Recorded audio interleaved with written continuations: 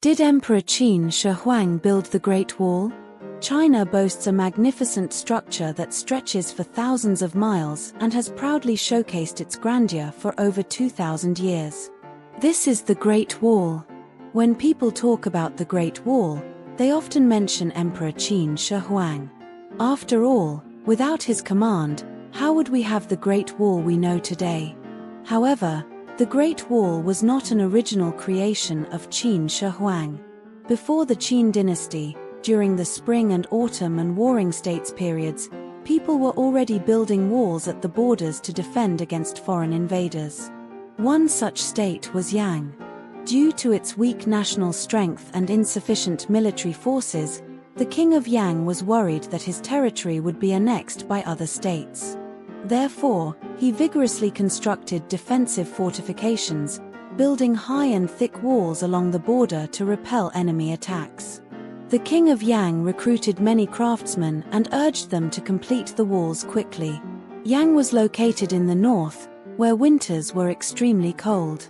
Despite the harsh weather, the king of Yang did not allow the workers to stop, instructing the overseers to tell them, "When the wall is finished, then you can go home."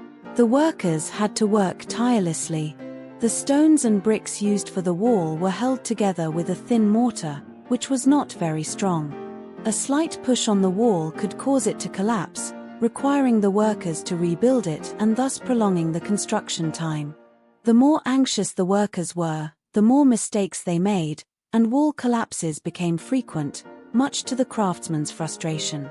"At this rate, we'll freeze to death in this desolate place," they lamented, wiping their noses and looking worried. During the cold days, the workers preferred mixing the mortar because the mud had to be mixed with hot water in low temperatures.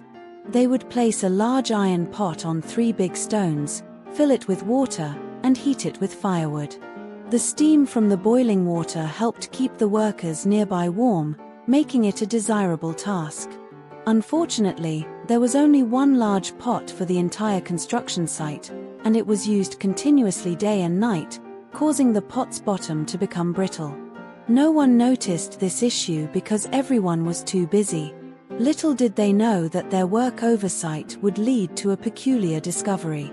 One blustery afternoon, the pot finally gave out, and a large hole appeared in the bottom, spilling all the water onto the 3 supporting stones.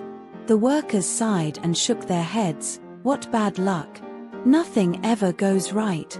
At that moment, an old worker noticed that the stones, when hit by the boiling water, had produced a lot of powder resembling white flour. He mixed the powder with water and found it much stickier and more resilient than the thin mud. He excitedly said, "It seems we've encountered a stroke of good luck. Heaven must be helping us." Curious, everyone gathered around and found that the white powder was indeed very useful. They began using it instead of the thin mortar to fill the gaps between the bricks. The next day, they were pleasantly surprised to see that the wall was very sturdy and could not be pushed over. The powder had a miraculous effect, allowing them to speed up the construction. This powder was lime. From then on, the people of Yang learned to produce lime, making their buildings more robust than those of other states. Later, Qin Shi Huang learned of this special skill from the people of Yang. When he ordered the construction of the Great Wall, he commanded the people of Yang to handle the lime production. The people of Yang lived up to the task, making the Great Wall exceptionally strong. The mountains where they produced the lime came to be known as the Yang Mountains.